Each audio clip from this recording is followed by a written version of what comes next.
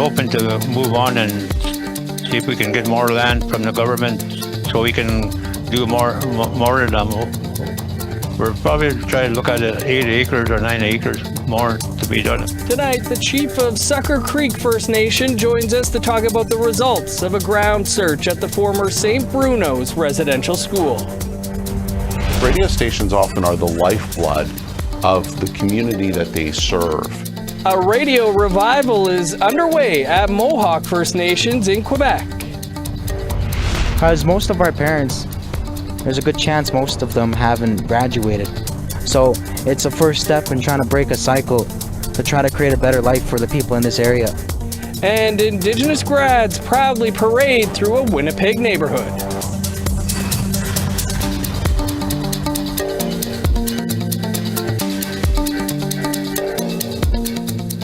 Good evening, I'm Dennis Ward. Welcome to APTN National News.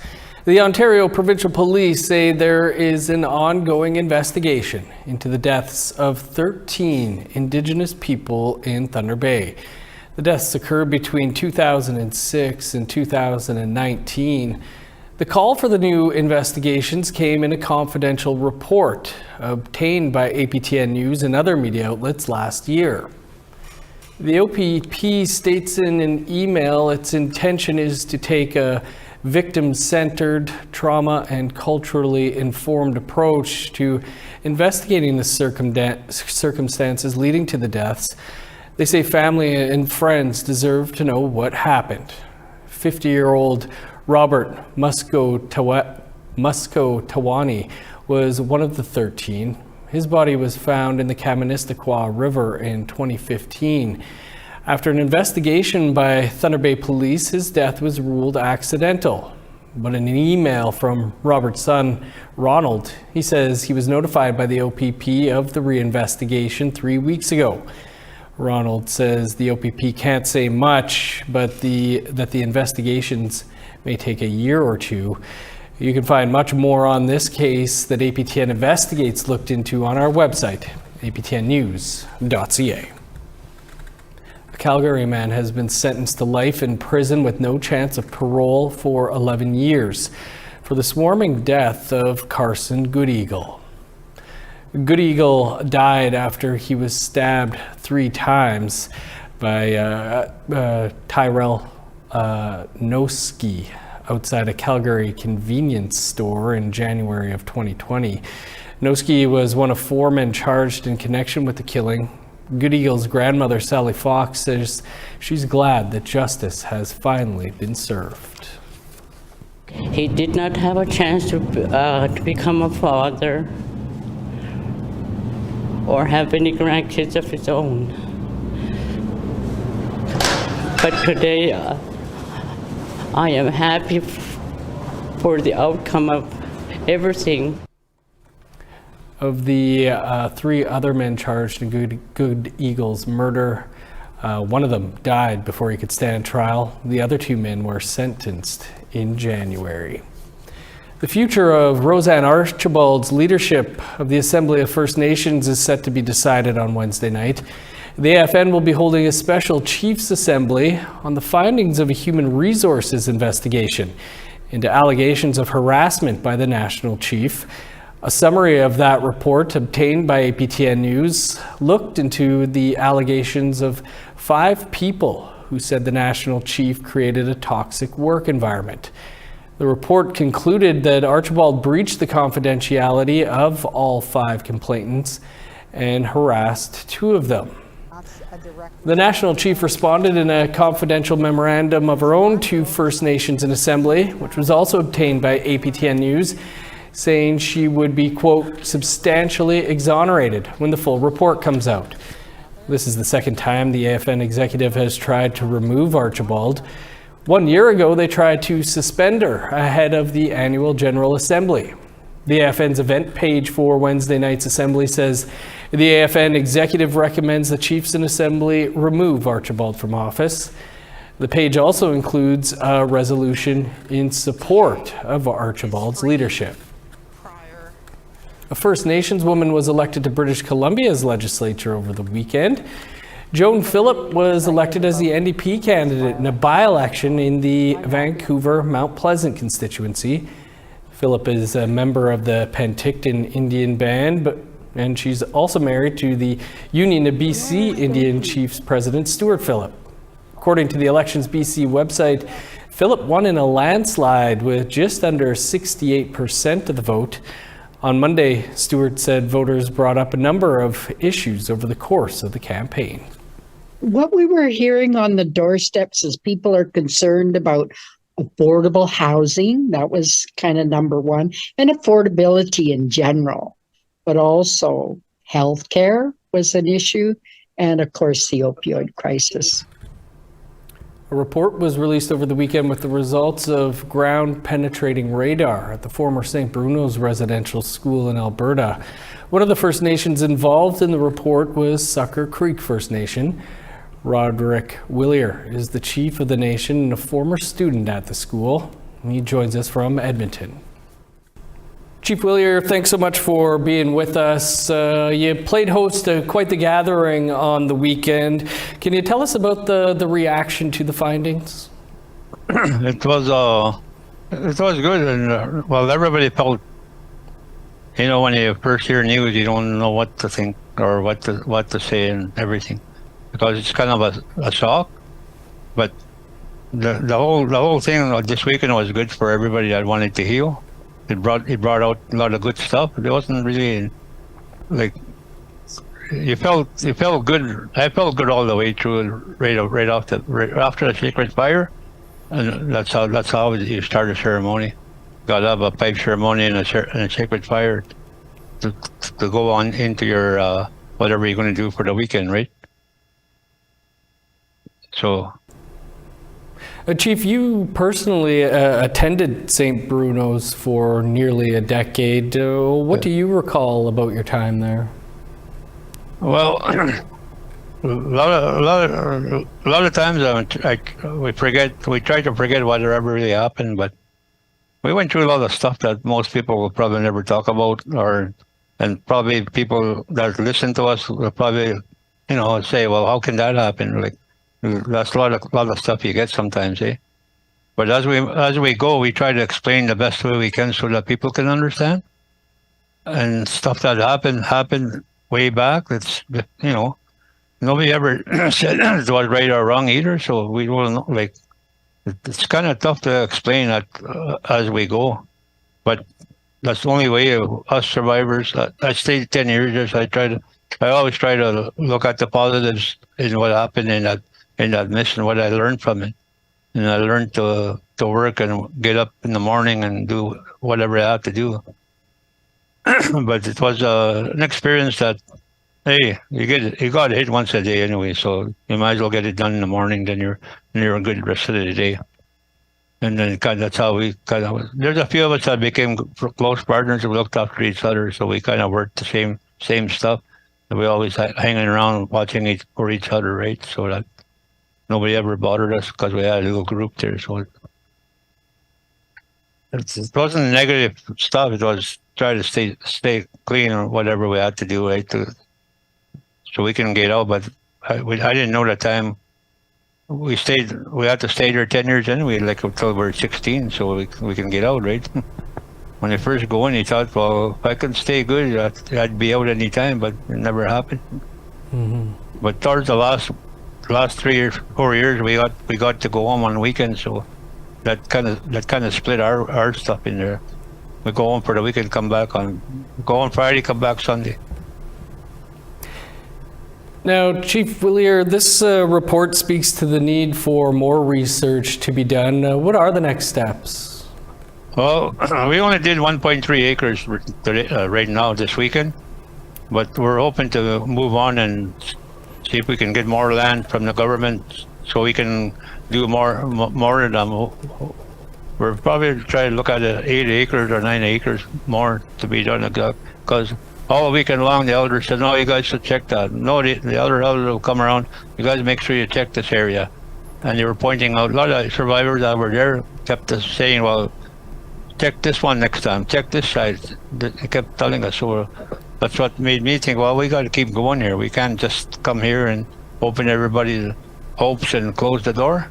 That can't happen, right? Hopefully that whoever funds us will understand what we're doing. We're trying to heal our nations, and along not just my nation and Drip Island. We're talking about all the nations that came here. There's 10 different that I can count on my own, people that come from different reserves around that area. So we all have to heal as a group, and this was a great start.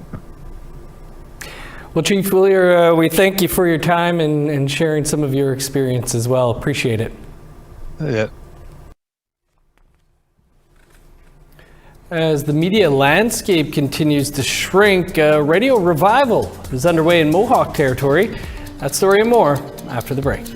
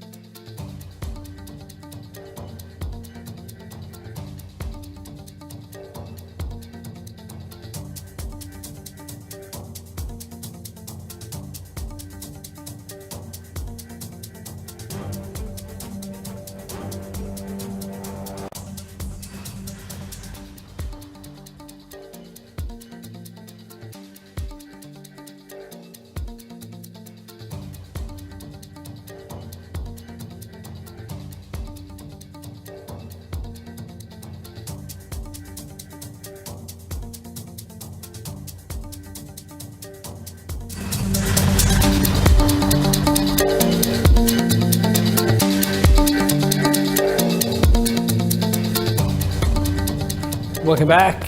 It came as a shock. News that Bell Media would be laying off more than 1,000 employees and shuttering at least 6 of their radio stations across Canada. While the future might be uncertain for the mainstream media market, in Indigenous communities, the radio medium has never been more important. Here's Maricela Amador with more. It's 11 o'clock. Good morning, the K1037 newsroom. I'm Paul Brave. It's not a radio show intro you'll hear every day. It's in Kanyankeha, and it's a big part of the programming here at K1037 on Ganawage Mohawk territory. Radio stations often are the lifeblood of the community that they serve. Paul Grave is the news director at K103 and has been a fixture here for at least 13 years. Media has changed a lot in that time, but K103's mission hasn't. We lead local, and that's so important because people have the thirst for what's going on here. What did their kid or grandkid or nephew or cousin do in their sporting event last night? Just ask Joe Delarond. He's been here since they first hit the airwaves 42 years ago. Their MO? Connecting people and supporting community members in local organizations. Over the years, we've had radiothons to raise money for various organizations. We raised almost $500,000 to get a brand new fire truck, the ladder truck. A few years ago, we put a new roof on the step-by-step. Then a new facility at the youth center expansion, and raised $200,000 for that. Outside of Ganawage, radio stations rely mainly on advertisers to keep doors open, which is why it came as a shock when Bell Media announced that they are closing at least 6 radio stations Canada-wide. The news departments are taking the biggest hit, but here, the news is so important for us because that's what people count on, is all those different perspectives and knowing what's going on. That's what keeps us very relevant. Grave used to work in mainstream newsrooms and doesn't take this latest round of firings lightly. It's bad for the business. It's bad for the public mostly because you're getting rid of a lot of seasoned journalists who are the ones who are the truth tellers, the ones who are out there gathering the news and telling the stories that otherwise go unreported. It's never been clearer how necessary these stations are, providing updates on service status. We just had a little bit of a power outage right here at CKON. We want to make sure that everybody is okay out there, all right? The pandemic. As the numbers of COVID cases continue to increase around, lunchtime on Saturday, a red alert level issued. Or on a lighter note, for bingo. However, some Indigenous-owned stations in Quebec have almost had their numbers called. The SOCAN network, representing Atikamekw and Innu communities, was recently forced to cut back staff, but their presence in general sends an important message to the public. C'est de donner le goût à la génération, de donner ce feeling-là qu'on a des possibilités de s'épanouir en communication. Inspiring youth is one aspect. Involving knowledge from elders is another. Every Wednesday, we've had a show that's been continuously on the air since 1981 in Ganyageha, and it's always been one of our most popular shows. Otherwise, today we have all kinds of little features, and in the language. Some of them are very basic. We have our sister station in Ganassadage does a program that we rebroadcast here on Sundays. In 2018, some Ganassadage members decided to revive their defunct local radio station, which hit the airways in 1987. Here we have a makeshift antenna that we're going to be putting up. They've even built and erected their own radio tower and are working on a permanent location. Their goal? To revitalize the Mohawk language and culture. Our role today is much more important because we really need to revitalize our language and have our language heard.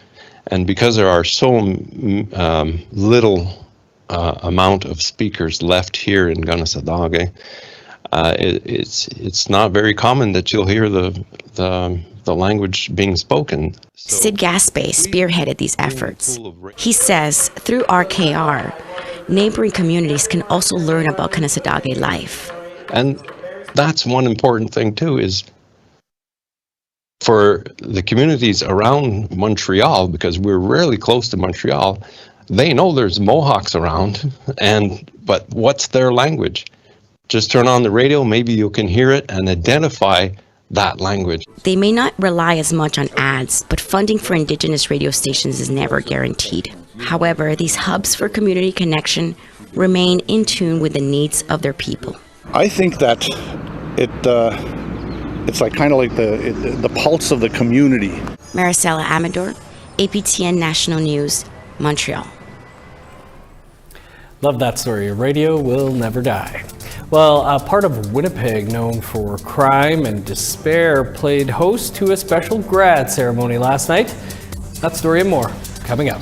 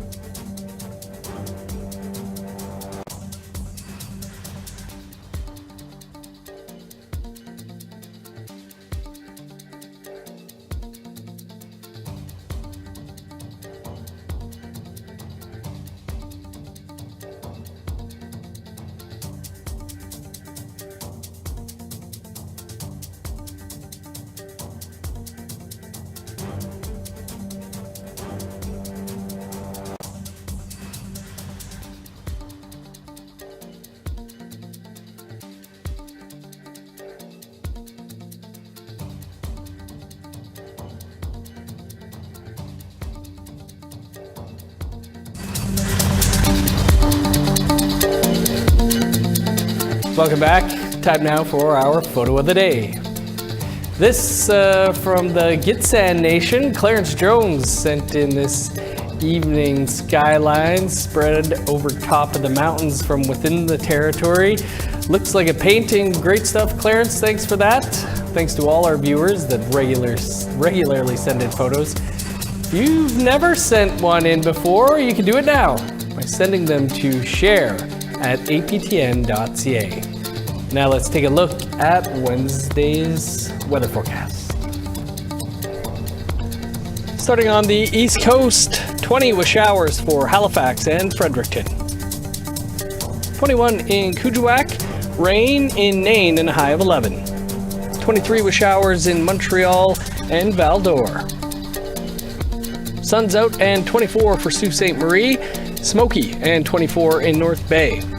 Showers and 17 in Thunder Bay, 22 and sunny in Kapuskasing. Showers and 20 in God's Lake and the Paw, 23 with rain in Norway House. Rain and 26 for Winnipeg, 25 with rain in Dauphin. 26 in Regina, 23 in Saskatoon. Sunny and 25 in Meadow Lake and Buffalo Narrows. Rain across northern Alberta, 31 in High Level, 28 in Fort McMurray. 27 with rain in Edmonton, showers and 26 in Lethbridge. Sunny and 22 in Vancouver, sun's out and 21 in Victoria. 29 with showers in Prince George, sunny and 27 in Smithers. 22 in Old Crow and Whitehorse, where rain is expected. Rain and 27 in Yellowknife, no rain and 27 in Norman Wells. 15 in Sax Harbor, cloudy and 12 for Polituck. 10 in Chesterfield, 17 for Baker Lake and Arviette. 8 in Resolute, cloudy and 3 in Arctic Bay.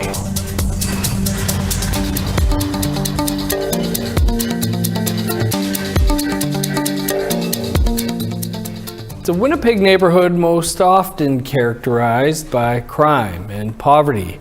But last night, the North End showed a strong sense of community as dozens came out to support the grade 12 graduates from 3 area high schools. Leanne Sanders has more. They came with singing and drums to take part in the 2nd annual North End Grad Walk down gritty Selkirk Avenue. Lieutenant Governor Anita Neville, Mayor Scott Gillingham, and the school principals joined in. Organizer Michael Redhead Champagne said it's all about showing the grads they've got the community behind them as they move on. For me, as a graduate of a North End high school, I know how important and how special it is when somebody graduates from a community that has lower income and difficulty with graduations. And so I wanted to celebrate the successes of the students here. One of those succeeding is Desmond Bushy.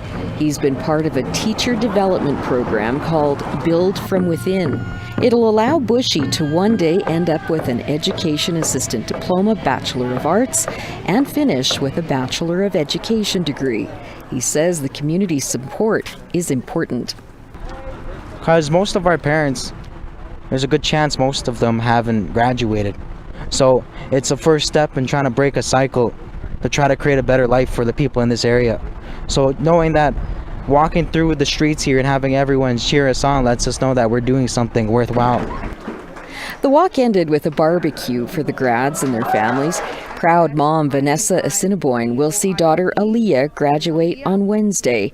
She said students in the North End have a lot of barriers to overcome to get to grad. There's a lot of challenges out there for people, especially in low-income areas, barriers that we have to work through together as a family and individually, and it does make us stronger too at some times, so you got to have a lot of hope and spirit in that. I think what I wanted the graduates to know is that when they graduate from high school, they are succeeding and they are winning. But it's not a victory just for them. It's a victory that their entire family feels, and even all of us as North Enders, people that live here and love this place, it's our victory as well. And so the North End Grad Walk really is an opportunity for all of us to come together and show these graduates how proud we are of them and that we got their back. Leanne Sanders, APTN National News, Winnipeg. Awesome stuff. Congrats to all the graduates and their proud parents. Well, a festival celebrating Indigenous art and culture returned to Winnipeg with a roar this weekend. Really important for us to take music to families in different neighborhoods, families that are underserved by the arts. I'm a firm believer that access to the arts improves your mental health, and so bringing the music to them is super important for us. Hey, there's Marty. The Sackaway Festival hosted back-to-back block parties this weekend. The festival gives Indigenous artists a platform to share their work. It also showcased diverse music and performances. This year's festival included lessons in hoop dancing and jigging and featured a market full of homemade goods. Good stuff. They used to play a show out here in the park outside of work, and I hope that comes back this summer as well. That's all the time we have for your APTN National News for this Tuesday. For much more on anything you've seen here, you can head on over to our website, aptnnews.ca. I'm Dennis Ward. Marcy, thanks for being with us. Stick around. Face to Face is next. Have a great night.